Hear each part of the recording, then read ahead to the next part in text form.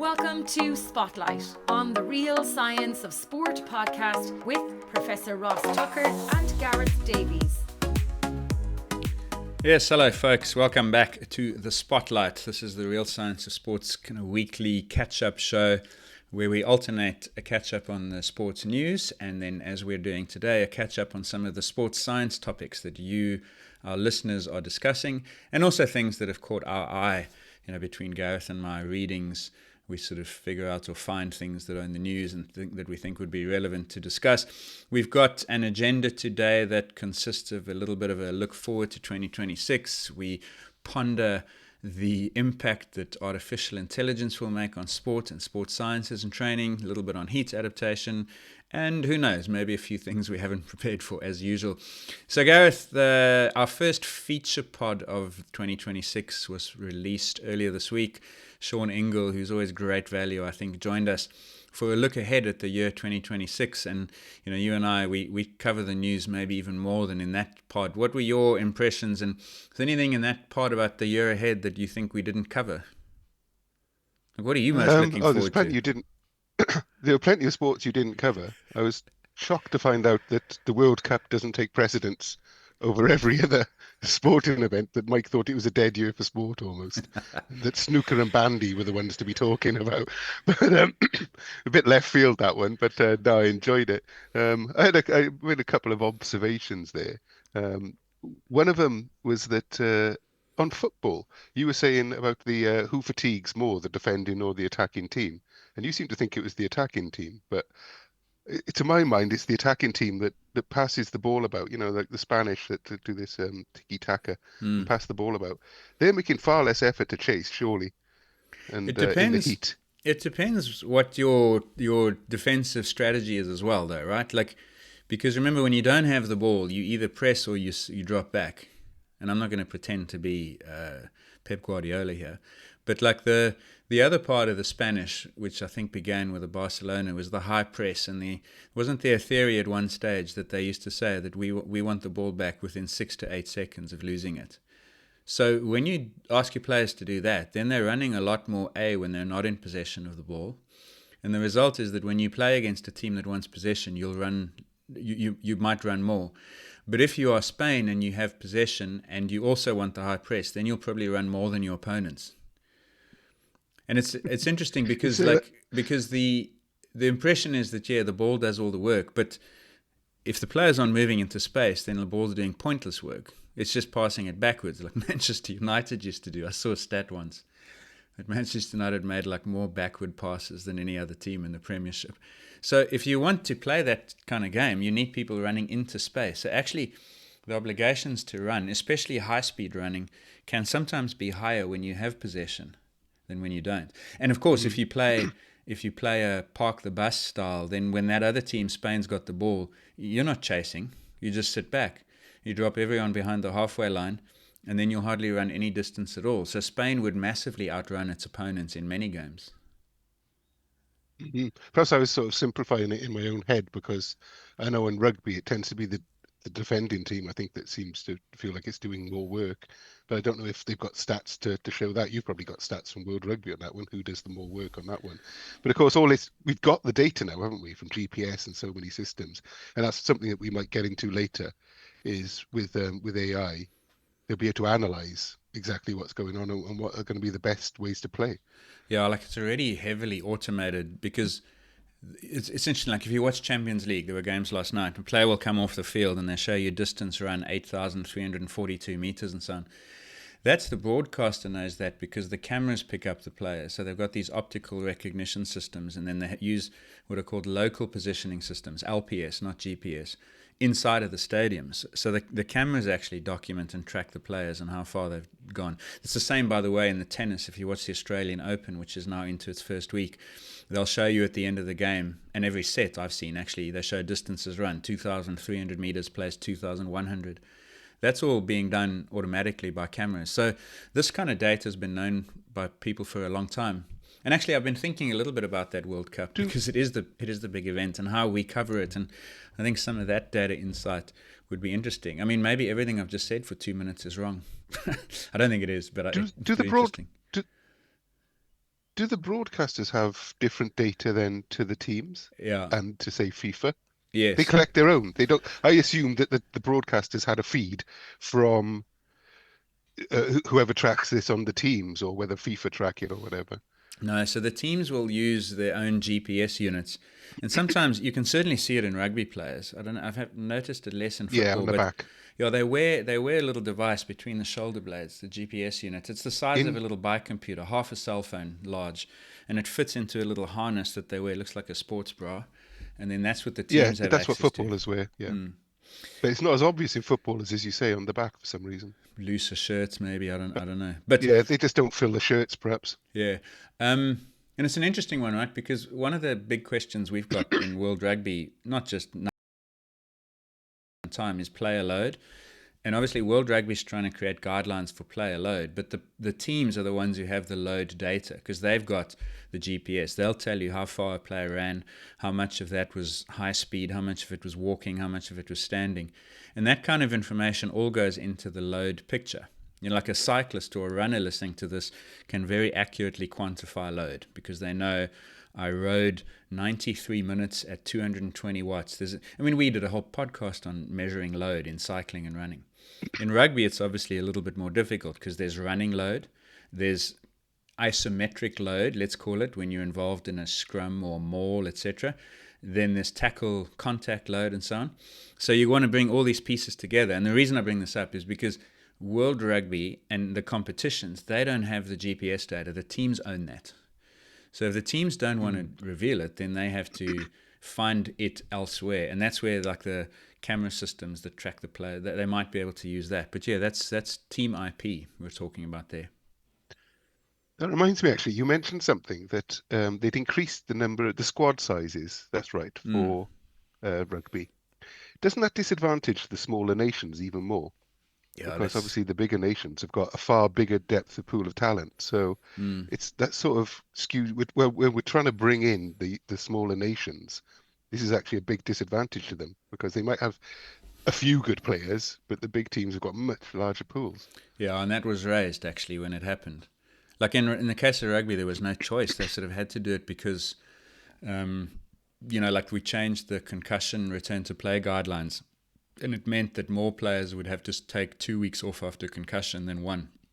So now all of a sudden, if you got a concussion, you knew that player would miss a game that they may not have missed before. So you had to kind of do it.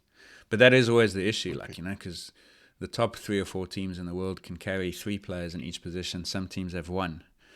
But then, of course, if you lose that one and you can't replace them, you're worse off than if you can replace them with a 60% version of the same, right? So you sort of have to do it. But it is a challenge. Yeah. Going back to the podcast with Sean, I think Mike undersold skimo a little bit there. Comparing it to cross-country skiing, I can imagine all our Winter Olympics fans not being happy with that one. I think skimo is actually going to be one of the great events at the Olympics. It's one of the ones I'm really looking forward to, because from what I understand, because really ski mountaineering is using skis to go up a mountain and then ski down. But obviously, you've got to remove your skis when it gets too steep, etc. And I think they're going to sort of artificially do it at the Olympics. There's going to be steps that force you to get off your skis and run up it because I think they must be constrained by the actual geographical location.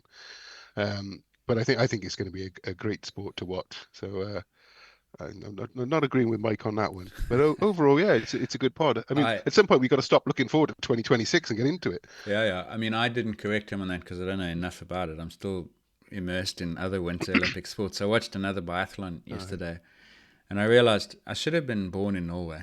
If I'd been born in Norway, that would be my sport. I'd be a biathlete, I reckon. But you wouldn't be cycling then. Yeah, You but can't have it all. maybe in the summer. You just want to get out. You just want to get out of the heat of Cape Town in the summer, if you really were being truthful. And I want to shoot stuff. We've got a few guests lined up actually to cover those sports and try and offer our listeners some insights because I'm sure many of you listening to this are very up to speed with them, but certainly many may not be. So we've got quite a cool little program coming up in the next sort of 3 weeks or so before those Olympics begin. So looking forward to that. I wanted to ask you, I dropped a... Sorry, go on. I was going to say, you messaged me yesterday and you were very excited about the biathlon because you'd found out what the coaches were holding up on those like iPad devices as they were going past, and it was to do with the shooting, right? Yeah, they show them where they're missing, or even where they're hitting, actually, because it gives them an indication of what they need to make adjustments towards. Okay. So, and actually, you'll hear the What I wanted to find, commentators now. They'll say like he's missing at 4 o'clock. So if you imagine the target as a clock face, if he's missing bottom right, it's 4 or 5 o'clock. If he's missing to the left, he's missing at 9 o'clock. So that's the kind. And actually, I saw it yesterday for the first time, and one of our listeners actually over on Discourse did post this after I'd seen it. But they basically hold up a picture of where he missed the target, so that he knows where he needs to make the adjustment. Quite how those adjustments are made, that's the next question. But we've got someone lined up to explain all of that. yeah, that was my question, was whether you saw the post on Discourse and then messaged me claiming credit, but you didn't. Okay, I'll let you, Just before. I'll let you go on that one. Before. I dropped a few sorry. hot take predictions into that podcast with Sean. So let me ask you, because you also fancy cycling. Who's winning the monuments this year? Van der Poel, depending, well, a mix of Pogacar and Van der Poel See, I think in the men's. The women's is more of a Pedersen lottery. will win one at least, either San Remo or Roubaix. And that's what my hot take was. Pedersen will win both Milan, San Remo, and Roubaix. Unfortunately, the moment there's a hill, Pogacar's winning it. So the others are easy. Yeah, maybe he might win one, but Pedersen. yeah, you maybe. I can't see it myself. The other two are too dominant. I mean, look what Van der Poel did in the cyclocross. It was just like almost shameful what he just did. It was at Benidorm. It was just unbelievable. I do. I think. I hope that in Milan San Remo we see 6 guys get to the top of the Poggio, not just 2. Then I almost don't care who wins. I just want to see new faces, new people. Brennan, Pedersen, Ganna, whoever. I don't particularly Van Aert if he can recover from his ankle injury. Same thing in Roubaix. Like, I really don't care, but I just want to see different people do it. Well, you say that, and then your other hot take was about Sinner winning all 4 Grand Slams, and there's only going to be 2 guys in tennis this year as well. Yeah, and actually, I was thinking afterwards, that's still a hot take. I mean, it's highly improbable. Though 10-1 seems like, Sean gave those odds on the pod. That seems more likely than I thought it would be.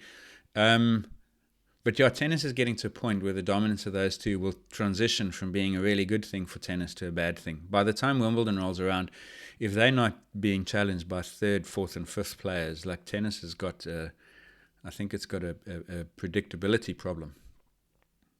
It comes in cycles, though, like you said. I think the women's is probably more exciting at the moment with a bigger depth of field. Yeah, exactly. You wouldn't put money on we still want to see that Sinner Alcaraz, but that will start to pale over time, I guess. Yeah, and what was your other take? Oh, marathon record. The bigger problem with Sinner Alcaraz is that like every other game is almost like trivial by comparison to it. Like, who wants to watch the quarterfinals? You're waiting for the final. Yeah, exactly. So it diminishes the others. I don't know. Maybe that's my opinion, not shared by people. Let us know. Yeah, my other one, marathon world record goes, and Ingebrigtsen gets 2. Yeah, I'm not sure on the Ingebrigtsen one. That you stole my marathon, if you remember. I'd actually predicted the marathon record going. But yeah, Ingebrigtsen, I don't know. He didn't have a great season last year. Was it all injury? Yeah, who knows? But I mean, now even asking Sean, tonsil problem again this year, shows you how many things can undermine goals. So, I mean, that was was it? Yeah, the Olympics was the year before, wasn't it? So he did nothing last season, Ingebrigtsen, did he? Really? Maybe his first races were in Tokyo. Yeah. Yeah. So, what was it? Almost feels like he's a wasted talent in a way, because I think he's got more. I know it sounds ridiculous. I know it sounds absolutely ridiculous, but you feel like he's not reaching his ceiling. He's not reaching his true potential. Yeah, the problem with the ceiling is an expectation one, right? Because he's got. We'll talk about that. He's got two Olympic titles at 5,000, one at 1,500. So, and how many world titles at 5,000? The problem is he's lost high-profile races, so you sort of remember those. But I think that'll be different Actually, this year. And he needs world records. He's got the let's 3,001, but I think he needs the others. And I'm sure, I really do think one of them will come this year. Okay. Well, you've made your predictions, and I am holding you to them. I've written them down, and I tend to write everything down. Nobody remembers predictions. That's why you can make them so freely, because there's no consequence for being wrong. Yeah. Well, I'm keeping an eye on you this year. Should we stay on middle distance running? Should we change the order slightly? Yeah, sure. Because of Sam Ruthe. Mm-hmm. Because Sam Ruthe, the New Zealand 16-year-old, he had a pretty sensational race, or was it sensational, in the Potts Classic in New Zealand. He had a hell of a battle with Sam Tanner. And Ruthe, his run broke the New Zealand under 17, under 18, under 19, and under 20 New Zealand 800-meter records. And it also sees him achieve the 2026 World Indoor Championships entry standard, which actually is a bit of a giveaway, because where I saw this YouTube video, because he finished not obviously, he finished in 1:45.81. And I saw this YouTube video saying, "Oh, this is incredible, this is amazing." And I sent it to you, and you said, "Well, hold your horses. Is it actually as incredible as they're making out? Have you just been done by the hype a bit here?" And I said, "Look, he's 16. All he's got to do is knock a couple of seconds off." And surely he's going to do that at the age of 16. But and you weren't so sure, because history does tell us that isn't necessarily the path he's going to take. Yeah, exactly. So first of all, it is incredible, because like he is in the top 3 or 4 16, 17-year-olds in history, right? So like that's not, I don't want to diminish that. But the hype is interesting. Like the video you found spoke about him as like the greatest teenage talent we've ever seen. And I don't even know if there's the greatest teenage talent in the current generation, never mind the 5 before it. So in this conversation, what we did, folks, was we pulled up a list of the under 18 world leads. So these are the top 11 performances. Those of you watching this on YouTube will see those. Those of you who are listening, normal podcast, will be hearing me talk through them. And the under 18 world record is Cooper Lutkenhaus, who was remember last year we spoke about him at those US trials. He finished second in that race with a crazy finish and a 1:42.27, which is insane. I mean, that's a 16-year-old he was then, right? I've got his date of birth. He's 18 now, isn't he? 2008. So he's 18 this year. He's 18 in December this year. He turned 17 last year, December. Wow, okay. So he was 16 running a 1:42.27, which is 3.5 seconds faster than Ruthe. So that's why I say, like, even in a current generation, there's a contest for who's the most phenomenal teenager. But then if you go down that list, there are names you'll recognize. Mohamed Oman from Ethiopia is second. Emmanuel Wanyonyi, who's probably the name now, world champion in the 800. Kosensha, I'm just skipping a couple here. Taba, Bet, etc., Kibet. But here's the question. Mull over this as you listen to this. Because what Gareth and I said is, how many of these athletes, and there are 11 of them, how many of them never got better after the age of 18? Like, as in, that was as good as it got for them.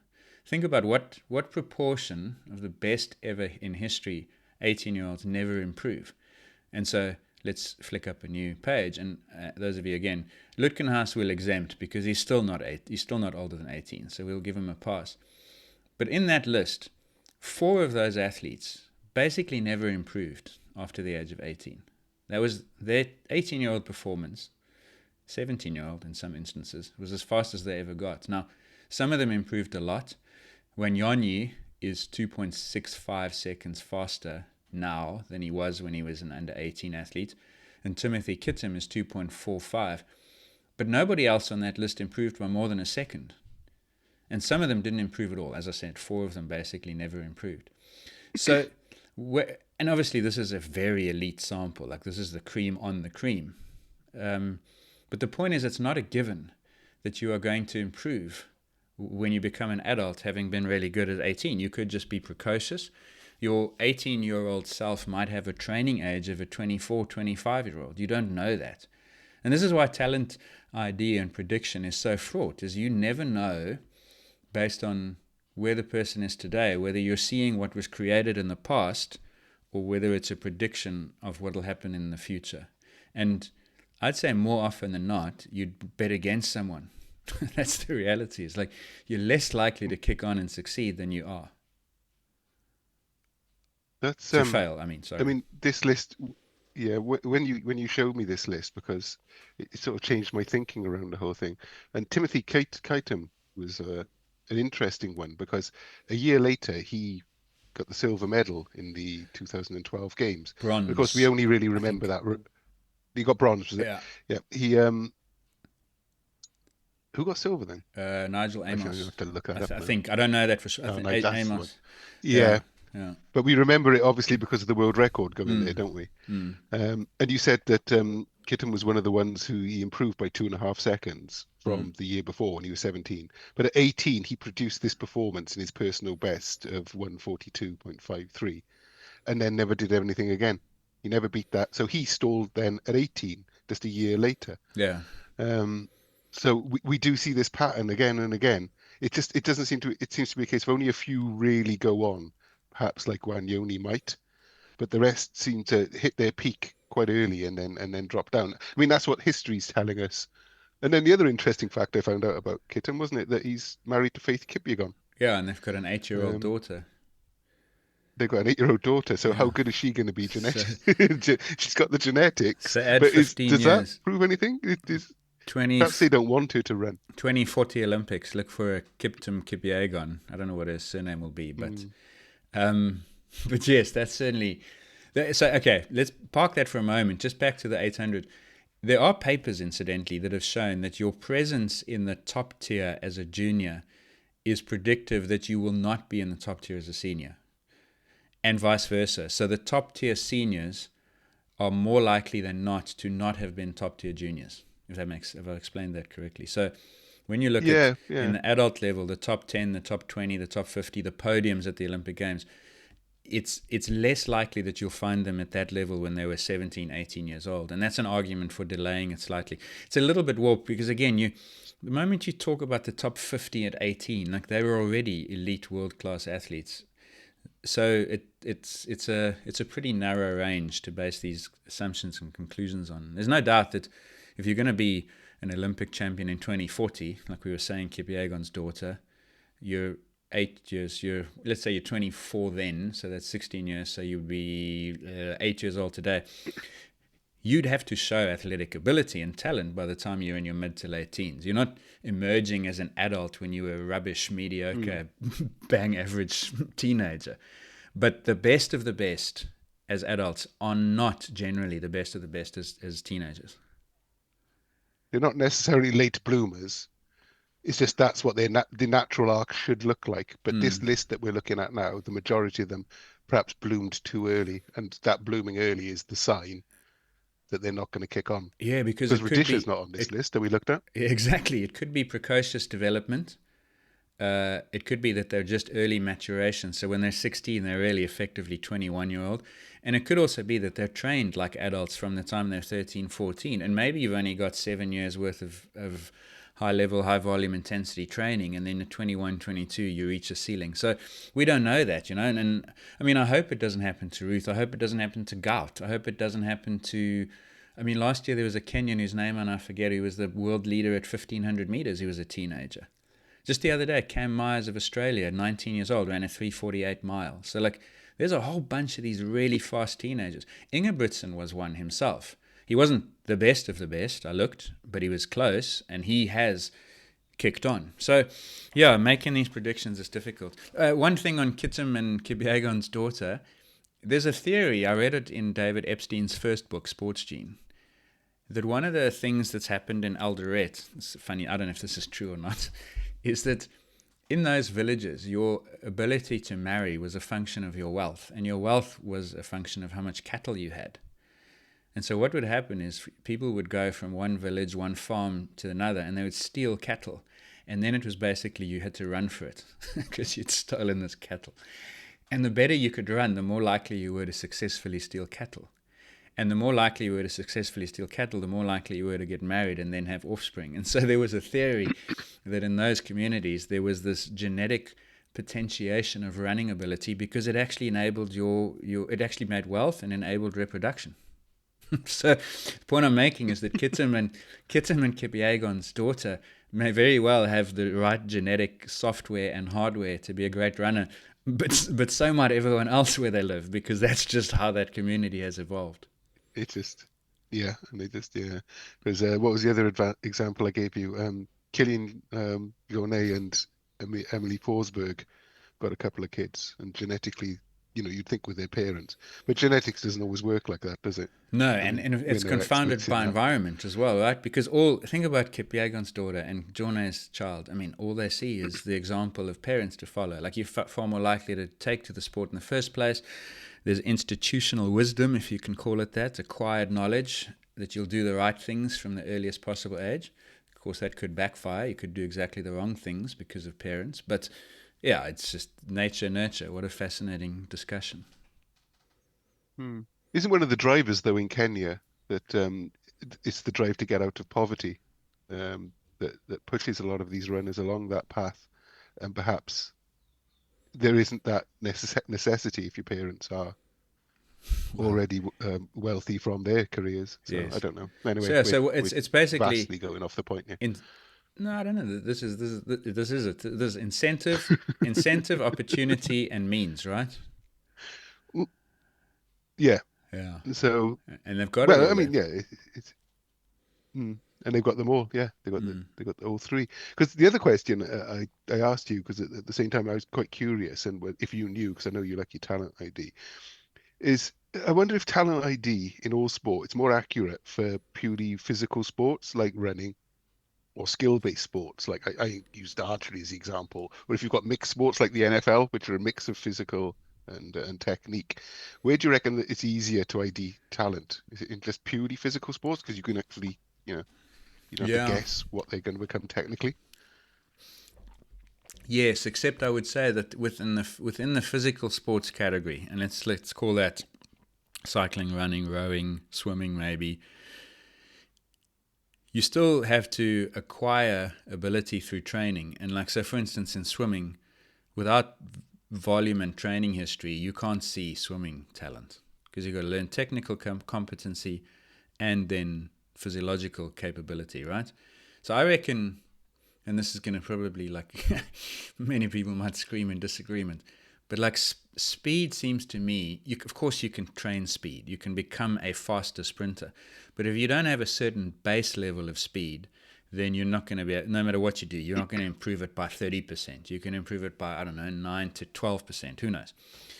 So that would make sprint talent ID probably the most basic fundamental, because you can kind of tell which child is fastest at 14, 15, and then try and develop that.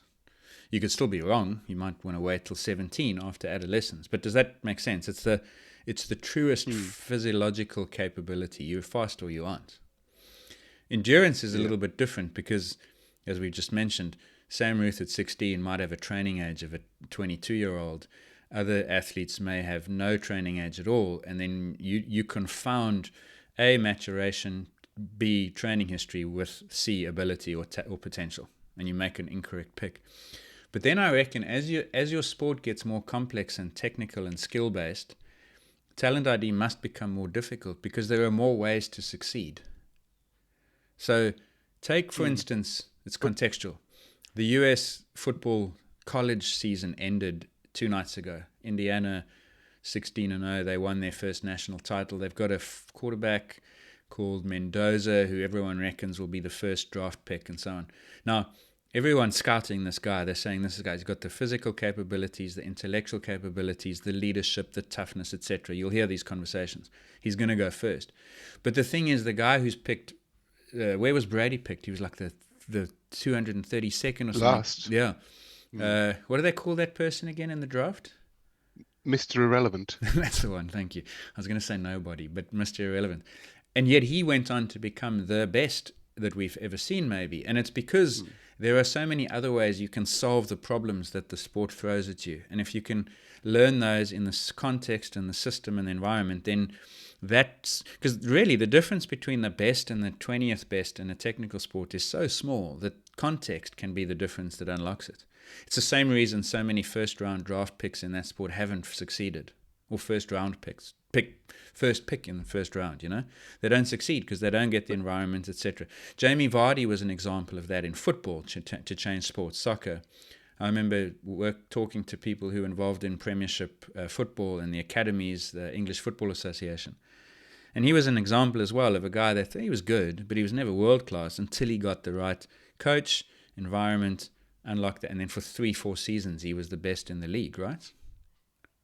But doesn't having the technical aspect mean that you've got more benchmarks to look at? Because if you're just looking at endurance running, you've only got whether they've got a good engine or not. There's no skill based to differentiate between person A or person B. But if you're looking at the NFL quarterbacks or whatever position, then you've got a lot more boxes to check. And then if somebody checks all of those boxes, then you've got a talent, or you're more likely to have a talent. There's only one box to check on the endurance run. Yeah, but that's what makes it slightly easier, because when there are multiple boxes to check, then you can get away with weaknesses in some boxes and strengths in another. Again, quarterbacks, you may not have the best throwing arm. Your speed of pass might be slightly lower, but if your leg speed and your ability to be evasive is higher, like, I don't know, Ravens quarterback Lamar Jackson. It is Lamar Jackson, yes? Mm-hmm. Yeah. Brain scrambled for a moment there. Or Josh Allen, whoever.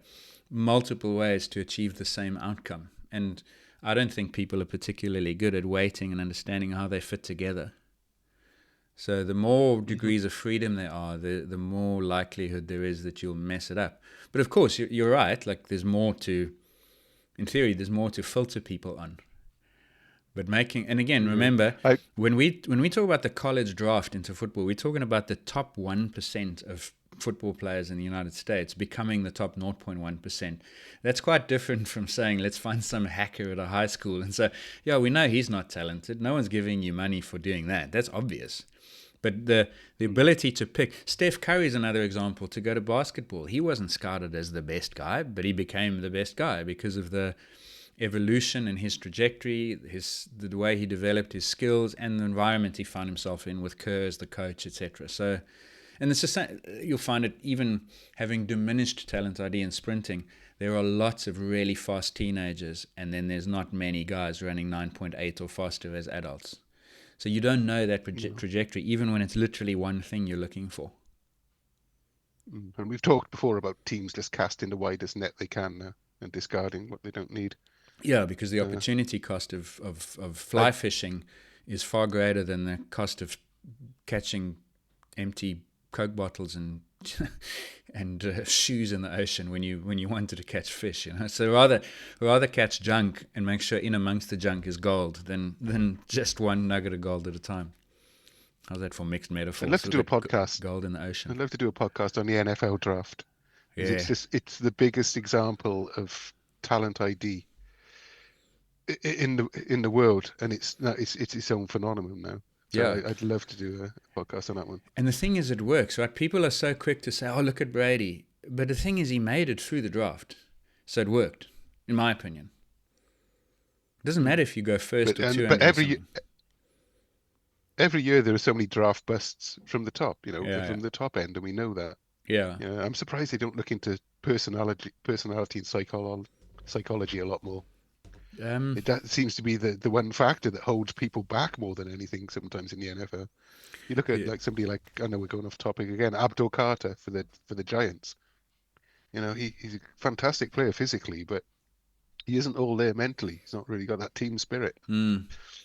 But they do talk about character as one of the things, right? But like, how do you test for it in a systematic way? Like when I was with Stellenbosch at that high school, we would go to the local, we'd do these talent recruitment drives and try and pick kids. And we knew that personality, attitude, discipline issues, because we were by definition taking kids often from very impoverished backgrounds, almost always broken homes with family members' history, like difficult circumstances. So we were trying to we knew that it was a factor, but it was so difficult to predict because the moment you change the person's environment, they change, sometimes good, sometimes badly. So we couldn't figure out how best to screen for that, even though we knew it mattered. Okay. But when it came to talent prediction, back when you were in school, did they ever predict that you were going to be an MTB rider? mountain biking? No, they saw me. I remember once. This is where it comes from, Gareth. We were stuffing around after school, as you do when you're like 12, 13, on bikes, and we were practicing jumps down the staircase, and I came horribly short. I remember going over the bars, bike landed on me. It was traumatic. So no, they wouldn't have predicted that. In fact, they probably would have predicted that I'd be likeliest to die in a cycling incident based on what they would have seen as a 13-year-old me falling down the staircase. And to this, Fair enough. I wasn't expecting that one, but I mean, you were going to give it a go. Do you want to tell people? Because you obviously you were lined up, weren't you, to do MTB? And yeah, that race was the weekend before this.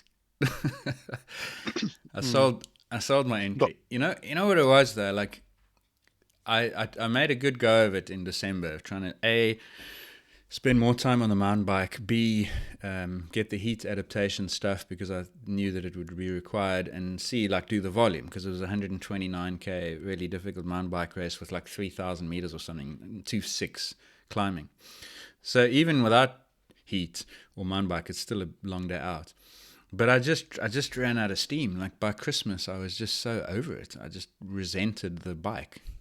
Have you ever had that where you wake up in the morning and you say, like, actually, I'm going to skip today? And I found myself skipping 1 day, then 2 days, then 3 days because I just got no pleasure from it.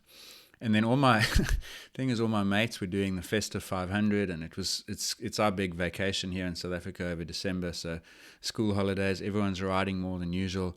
And they say, hey, you want to ride tomorrow? No, I've got to be on the mountain bike. I'm doing 4 hours like on the mountain bike alone. I'm like, what am I doing here? So eventually, I had to decide that it wasn't the right time, and I had to take a week or two off over Christmas, New Year, try and recover. It just felt like a long year and too much to ask at the end of a long year.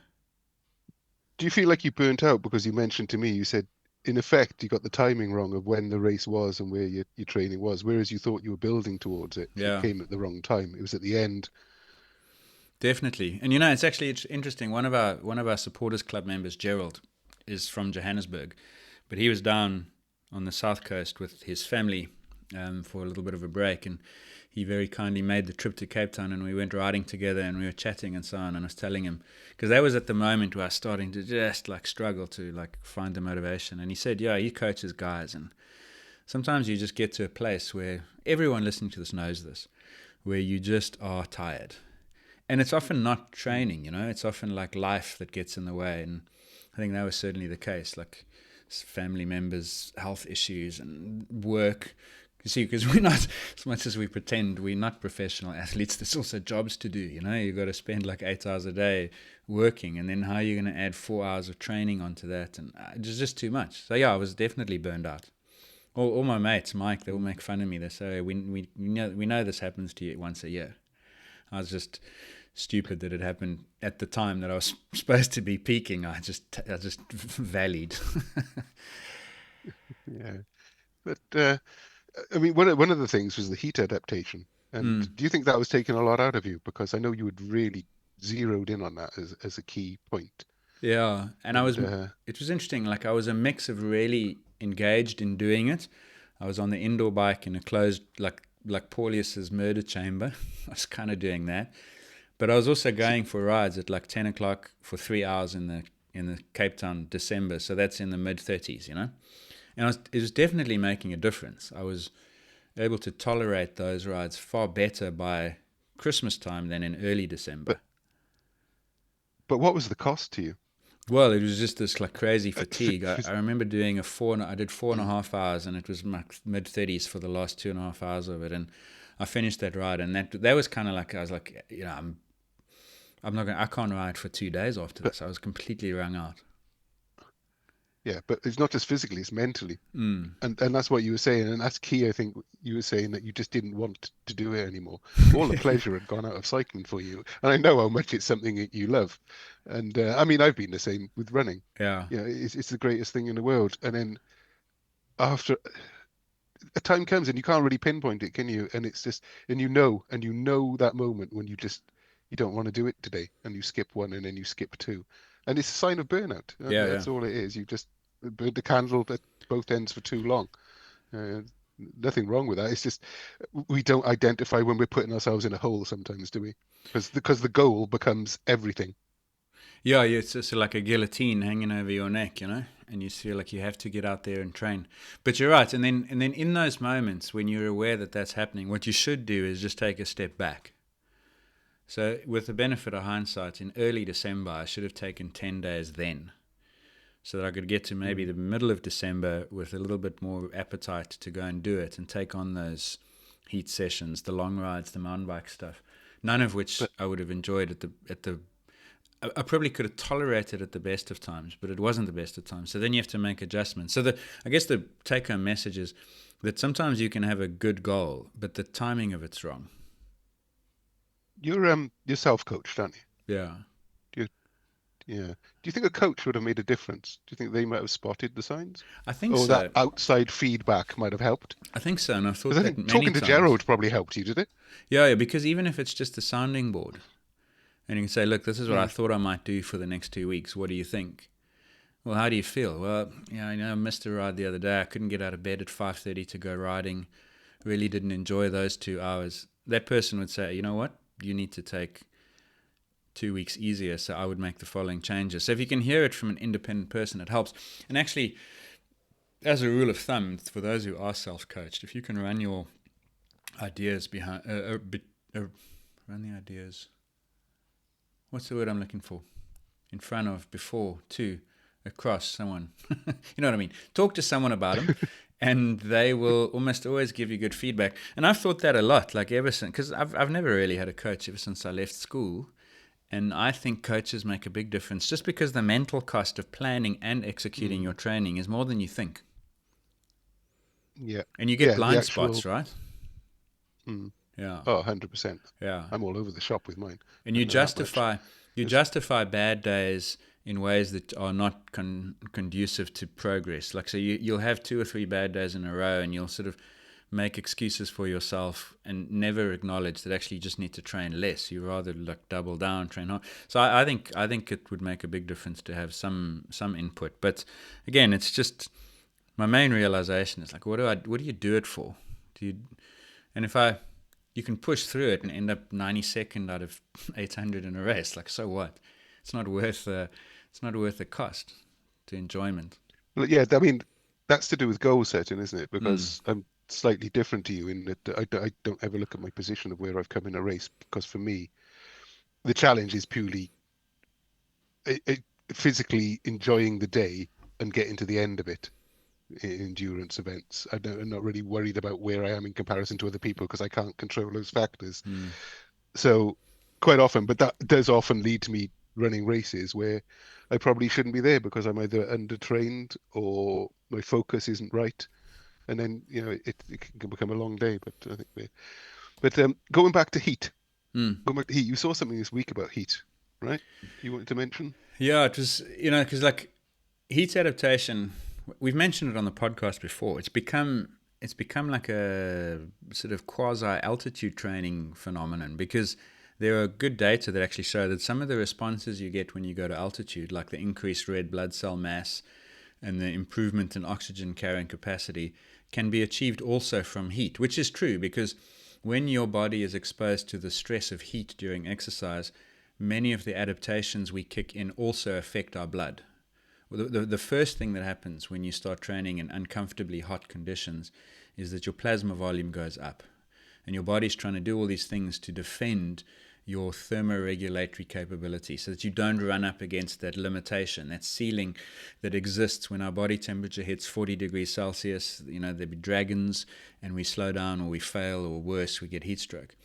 So the body's quite clever. It makes all these physiological adaptations, and among them is you eventually, not instantly, but eventually you get more red blood cells. So that's why you'll read articles talking about you can simulate altitude and you can get all these benefits, even for cold weather racing, by training in the heat. And I saw one article which was interesting. It showed me how there's these misperceptions about it. This was in Outside Online magazine, and it talks about, I'll read it to you. In each heat training session, the goal is to increase your core temperature until it reaches the quote-unquote heat training adaptation zone. This is an arbitrary zone that is unique to each rider. The best way to find your heat training zone is to use one of the internal temperature devices to measure your core temperature while training. You don't need to do that. That's just knowledge for the sake of knowledge, or data. That way you can watch your core temperature rise during the session, then you can maintain your effort without being too hot or cold. Now here's the key bit. In general, and this is advice from a coach, the heat training adaptation zone is at about 38 degrees Celsius. Normal body temperature is 37, so we're not talking about a massive increase in body temp to get the benefits of heat training. Now, what they're saying is that if you want to get heat adaptation from training, you've got to get your body temperature to 38. I hate to break it to you, but on a cold day, like where you are right now in Wales, what's the temperature? God knows, about 5 degrees, I reckon, centigrade. I guarantee you that if you go out and you run at half marathon or 10K pace, within 2-3 kilometers, your body temperature will be above 38.5 degrees Celsius. That is not a heat training session. So this concept that the heat training adaptation zone is at 38 degrees Celsius is way off the mark. I did in my studies, a colleague of mine, Jonathan Dugas, did his PhD on body temperature regulation during exercise. And they measured, for instance, people's body temperatures using those ingestible capsules that you swallow, so you get a really good, accurate measurement. During, for instance, we've got a 56K ultramarathon here in Cape Town. And those of you watching it will see this graph. Those of you listening, I'll explain it. But they basically measure core temperature. And on the start line, this person has a core temperature of 37.2. By the 3rd kilometer, so that's within 20 minutes of starting this race, and this is at 6 o'clock in the morning in March, April, right? So it's not hot, it's 15 degrees Celsius. The person's body temperature is 38.2. By the 13K mark, they're at 39. On a cool day, running at 6.5 minutes a kilometer.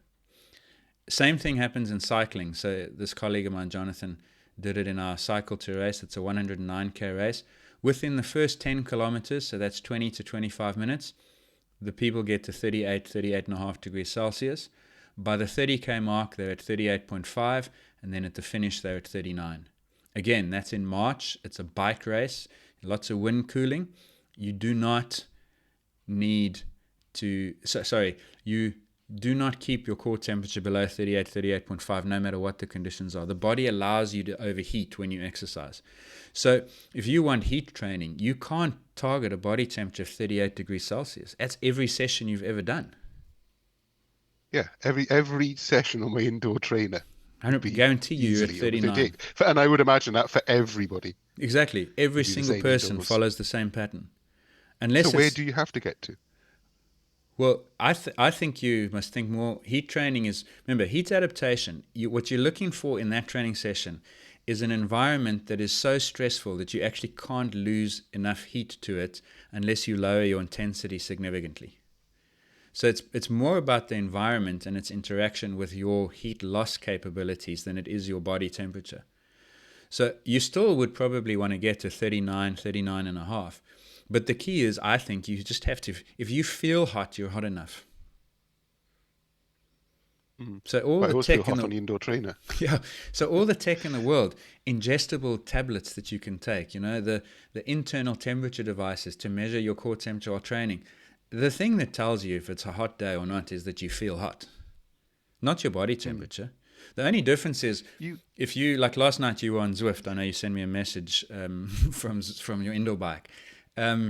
If you're riding indoors, no fan in a relatively warm room, your body temperature is 39.5, your power is 200 watts. You'll feel like an 8 out of 10. On a cool day, same power, same everything, you'll feel 6 out of 10. So the only difference the heat's really making is you either have to slow down for it or it feels harder. But the body temperature is not the signal that tells you if you're heat training. Would I be heat adapting then? Yeah, if you're stressing your heat loss capabilities, then you're heat adapting. Mm-hmm. Is there a difference, and I don't know if you can answer this, if you're doing it outside in direct sunlight? Because we know that feels totally different. Big time. To be an indoor on a trainer where your heat is rising, or it feels internal. Outside, running, cycling, whatever, I know you've got convection when you're cycling. Yeah. Direct sunlight feels totally different, and that's almost like it cooking you from the outside. And I'm not talking about sunstroke or whatever. Yeah, it makes a massive difference. When I was riding on the mountain here, there were sections that were exposed, and for 3 or 4 minutes in the sun, I'm thinking like this is almost unmanageable. I need to stop, go through some tree cover. What was the problem? No problem at all. Everything's the same. The air temperature's the same, the speed's the same, the intensity's the same. The only difference is one of them's got sunlight, one of them doesn't. So that's why you need a cloudy, cool day for best performances.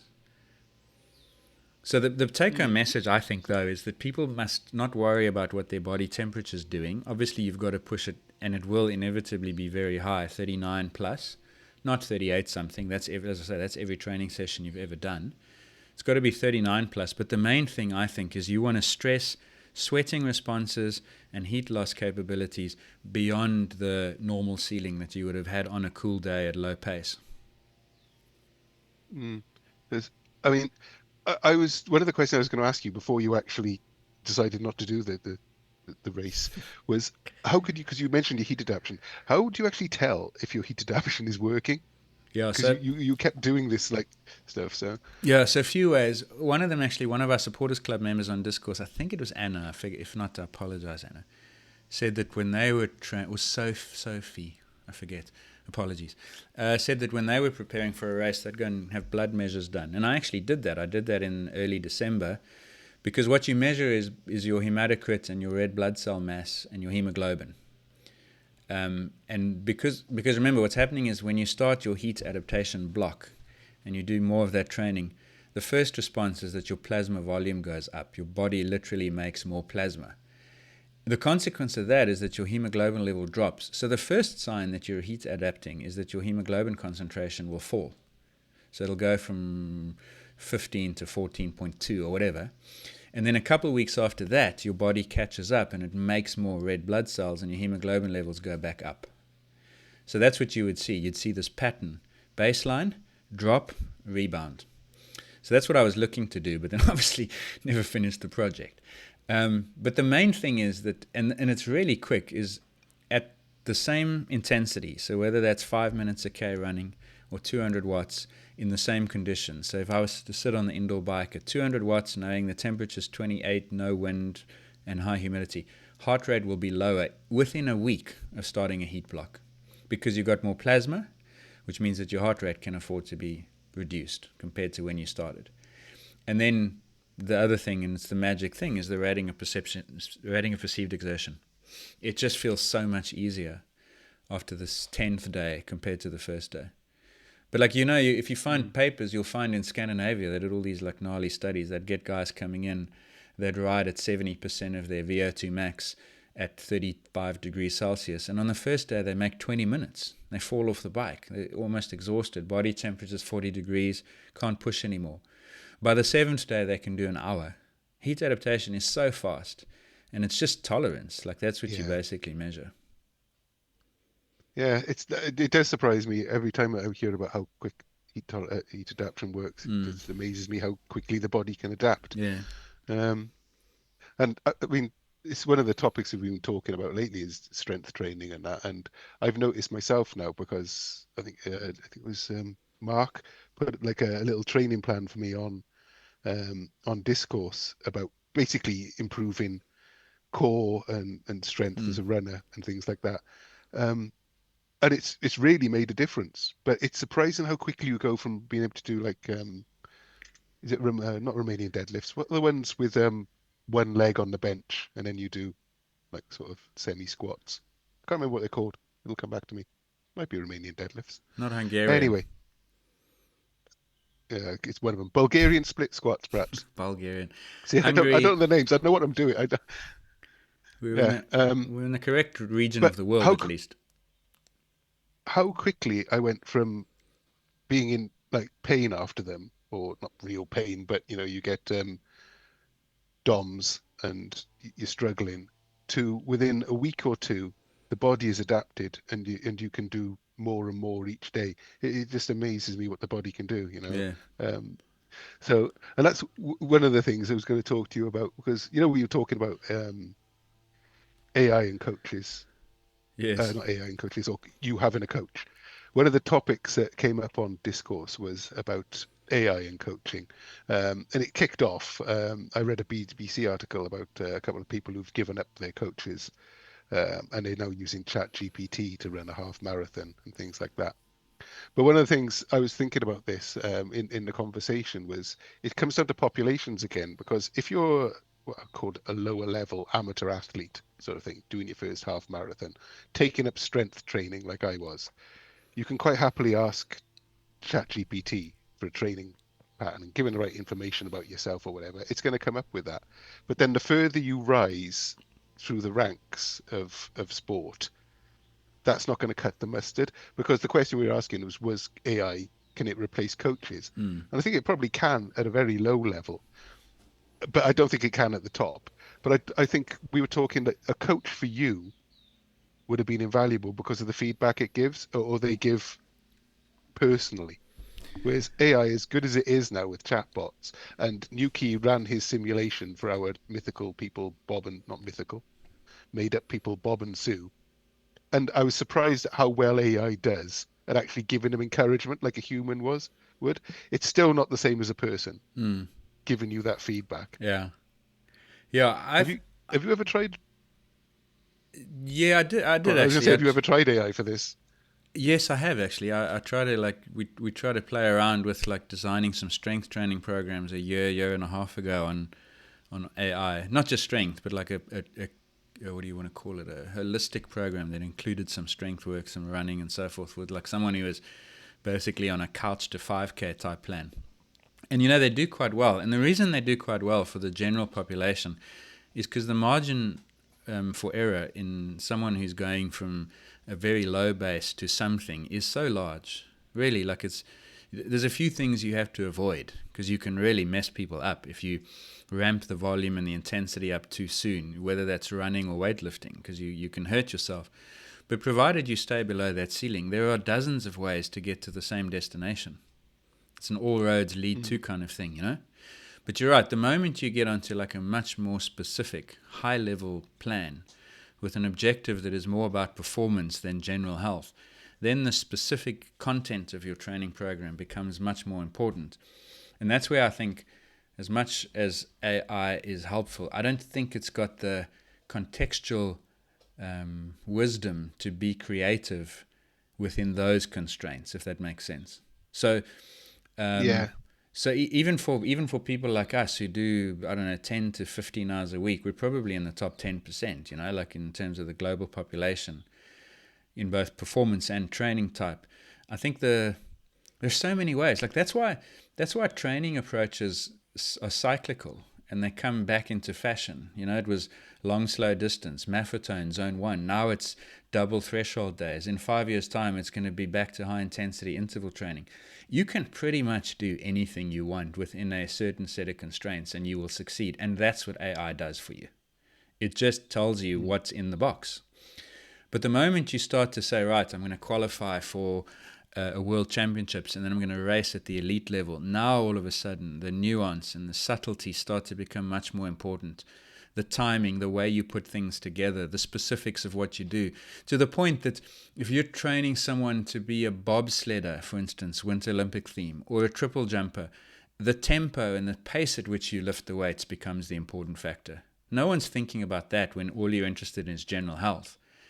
And so to get value out of AI for coaching, you'd have to have very specific prompts. You'd have to ask AI not just what I should lift, how often, and so what are the questions, like what exercises, what weight, how many sets, etc.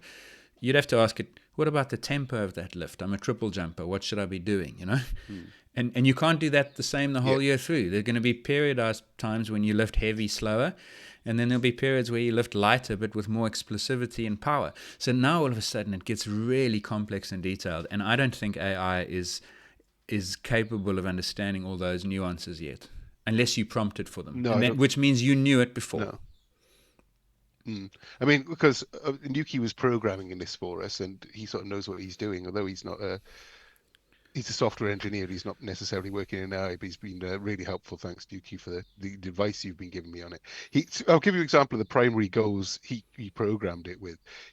Improve cardiovascular health, build basic strength and joint resilience, improve energy, sleep, and health markers, create habits you don't dread, progress to something measurable, for example, a park run. So this is what we're giving, the chat GPT to sort of as a bedrock sort of thing. And then it did come up with a reasonable plan. And so what we're doing now, as I say, is following it through. So I think Sue had a good week and Bob didn't have a good week. And AI actually comes back and sort of tailors it for them, gives them encouragement, puts it into context. It does that very well at this low level. But then when we start training them for marathons and things like that, is it going to be able to differentiate between, training they should be doing and things like that? So it'll be an interesting thing to see. And as he said, this is like an n=2 simulation. And what would be, I think Larkin came up with the idea, what would happen if we plugged in 1,000 models like this into different AI engines and see what they all came up with? Would they be similar? Because one of the things AI does is it hallucinates and gives you bad advice or wrong advice. So this is actually going to be a really interesting project we've sort of stumbled upon, sort of thing. So okay, but the one thing he did. Sorry, I was going to say. So is that let's say you ran those models, like would you then have to also tell AI how the AI whatever you want to call it, you can give your coach a name.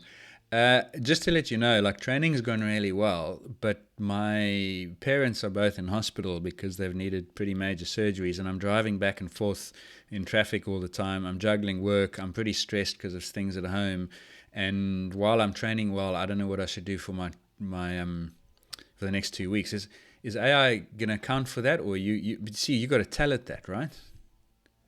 You tell it. You've got to tell it, and that's exactly what Yuki did with them.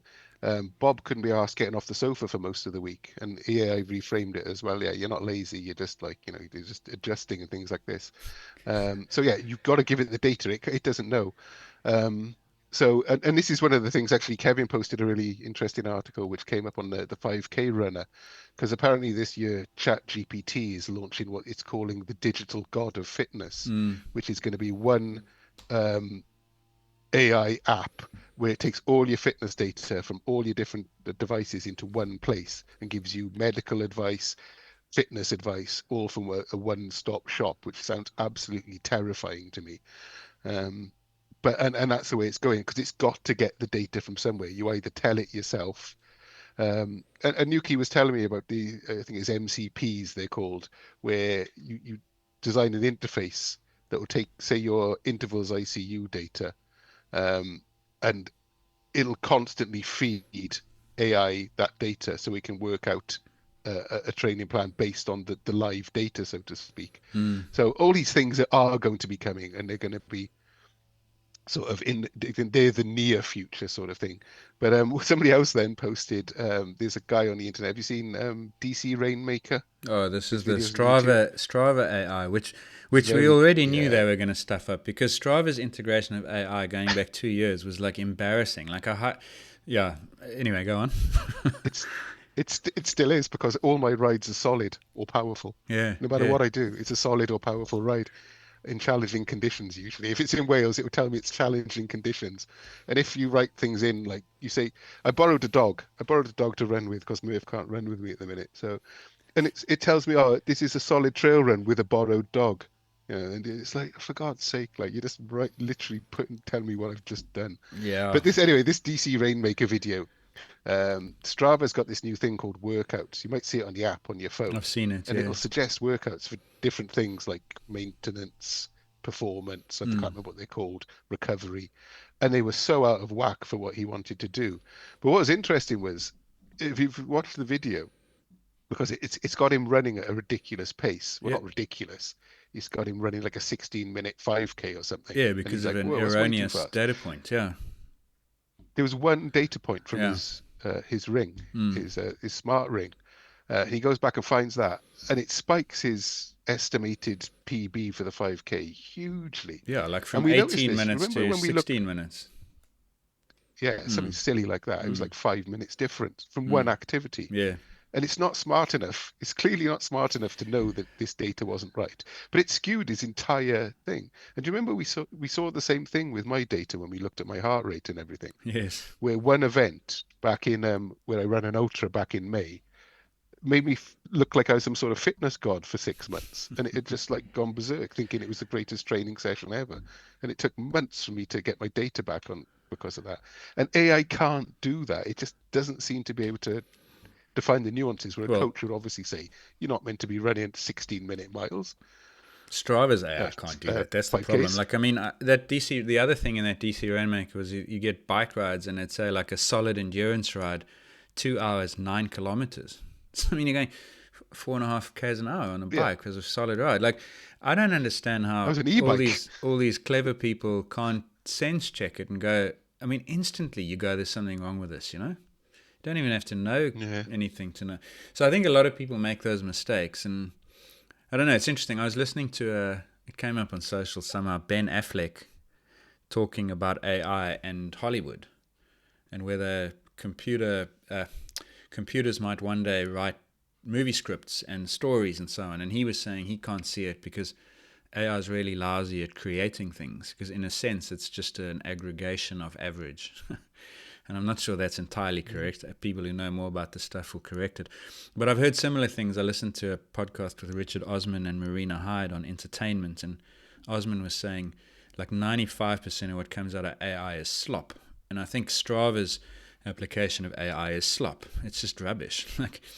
And he says he's not particularly worried. He thinks creative people will leverage AI to make better creative things, but it's not going to allow you and me, who are not creative people, to become story writers or script writer, whatever, you know? So, and I think it's the same thing in sport. Like, the best, and this is the study I would do if I was working with ChatGPT now and I was launching that, what did you call it? The all-knowing god of fitness. What was it called? Digital god of fitness. That's the one. Terrifying. The omnipotent digital god of fitness. The interesting thing would be to get a group of even a dozen coaches out together and say, right, we're going to take you, a dozen coaches, and 100 different athletes, and we're going to blind you to what AI says, and we want you to advise these people on what they should do, and check the extent to which ChatGPT agrees with humans. Because if it does, then what's the point? Because humans can do it easier. Humans can do it because it's easier, right? Like, because if I'm going to maximize the use of AI and go there every day and prompt it, quality of life, my emotional state, here's all my data from my Aura Ring or my Whoop or whatever, here's access to intervals, here's access to Strava, here's my power data, here's, like, that's in 2 minutes conversation with a human being, I'd get to the same point as the AI probably would. So I would rather continue to save the time, get the efficiencies, and the same outcome. But then again, does the AI outperform the human coaches? That's what I would be looking at. That would be a really interesting study to do, right? Take 30 athletes with coaches and see what AI does relative to the humans. And I reckon the humans at this point outperform AI in less time. It takes away intuition and experience, and that's what these coaches and yourself as an athlete know. And You creativity. intuitively knew that you were cooked. Yeah, exactly. You just know. Yeah. And also creativity, like, because sometimes you don't coach by numbers, you know, like I've worked with athletes, and sometimes the athletes are struggling. You say, we just need one more hard day, then we'll take 3 off. AI is going to say, take it off, because it doesn't have, it can't, it's almost like it can't hold the big picture plan, the emotional, anyway, you get the idea. I just don't see. Yeah. So I see AI being, in general, for many people, potentially quite useful, because, as I say, the margins for error are so large that you can get away with pretty much anything. But for those who the need lower amateur end, exactly. Whereas for those who need context. a specialist a specific, very special outcome, the context provided by humans will always be, well, not always, but for now, is superior to AI. I mean, speaking of that specific one, there is and Nuki explained this to me, there's sort of like 2 types of AI. The one that we know, or the public probably know more about, are called LLMs, like language learning models, like ChatGPT. Yeah. But machine learning, which is like data-driven machine learning, that's probably what big sports teams and organizations are going to be looking at all those data points. You probably use it in World Rugby when you're looking at mouth guards. Exactly right, because somebody posted an article about Sale Sharks. Dave Wright posted it. And their co-owner, Simon Orange, he's identified a company which is going to be looking at AI for them, and they're going to come in for 90 days. But even these big organizations like Sale Sharks, they don't really seem to know exactly what they're going to be doing with it. He says it can just help you with decisions. We're onto a company. They spend 90 days with you. They're able to input all this data, and it can somehow help you make decisions under pressure. Decisions about intensity of recovery and training session lengths. I may have a look at it this summer and see what comes of it. It's like almost like they're saying, we know we've got to use AI because everybody is telling us we've got to use AI, but we don't really know what it does. Yeah, I think that's human sort of nature. It's almost like cats and lasers. You shine a laser on the floor and everyone wants to pounce on it. It's AI fear of missing out, really. And I wonder how many companies are doing this, not just sports, but all over the world, are saying everybody's using AI, and if we don't use it, we're stuffed. And it's like, well, if you're not using it, it's like having a tool. Yeah. It's like being given a hammer and trying to saw a piece of wood with it if you don't really know what you're doing with it. Yeah, exactly. So, yeah. We are using the machine learning stuff on some of the analysis. We're collaborating with a company in the US to try and understand the mouthguard data a little bit more, and cumulative load and risk of concussion and so on. So like there's certainly applications for that. But like real-time decision making, I don't know. I just think there's an acquired intuition that humans get that I don't know AI can necessarily solve. Again, it'll be 90% right 90% of the time. Enough. Right enough. But at the level that we're talking, it's that last 10% that it's exactly. the last 10% that gets you injured. Exactly. Yeah, it tells you to do a workout, which is totally off the wall. Right. Exactly. Okay. I'm just going to wrap up with a quick and finally here. Go for it. Because Jamie Whitfield posted a study opportunity in Melbourne. I just wanted to mention this. He says he's reaching out to share an opportunity to participate in an upcoming clinical trial being conducted in Melbourne, Australia, by himself and Professor Louise Burke. I remember we had Louise on the podcast, didn't we, last year? Long-time listeners to the podcasts may have heard one or both of us talking about our research. Now is your chance to be involved as a participant. Study will investigate how the body responds to short-term low energy availability. So that's going to be of interest to us for sure. He says you've got to be a male or female aged 18 to 45, well-trained runners, triathletes or race walkers. Females are not using hormonal contraceptives. It's going to be 3 6-day trials in Melbourne. And then minimum 3-week washout periods between trials. If you want to get in touch with Jamie, if you live in the Melbourne area or you want to get involved, I'm sure he'd be interested in hearing from you. But he says participants will receive insights into their individual health and performance parameters, receive all food for each 6-day trial period, and a gift card with 500 Aussie dollars at the completion of each trial. So you get up to 15. And hey, I didn't realize you got paid for doing these studies. I should have done more of them myself. But either reach out to us or reach out to Jamie if you want to get involved. If you're in, he says it's a bit of a long shot, but I did ask him. I said, "Do you want me to? Can I advertise this on the podcast?" And he said, "Yes, please feel free." So if you're based in Melbourne, get in touch with Jamie. Yeah, with pleasure. The strength of discourse.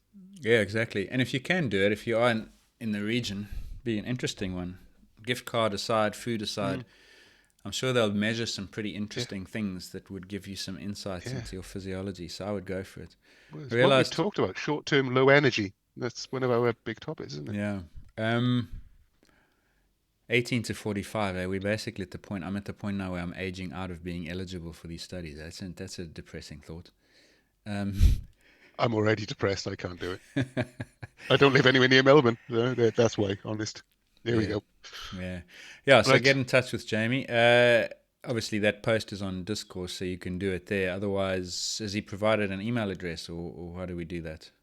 He has. I just get in touch with him on Twitter, perhaps. Yeah, I'll put his tweet, his handle, and something on the show notes for this, so you can do it that way. Speaking of, we've made a lot of mention in this podcast about Gerald and Sophie and Mark and Nuki and various people, Kevin, who've posted on Discourse.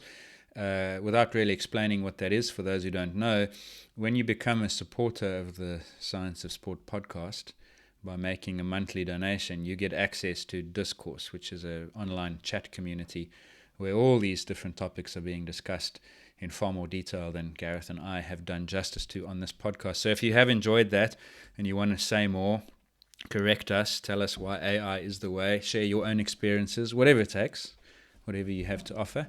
We're certainly interested in hearing from you, and that's how you do it. Become a supporter and then have your say. And even if you don't have your say, listen to what other people are saying. So that's it for today.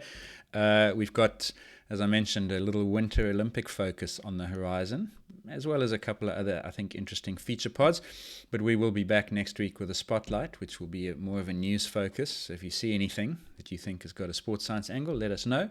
And we will see you all again in a week's, or you will hear from us all again, rather, in a week's time. For now, goodbye.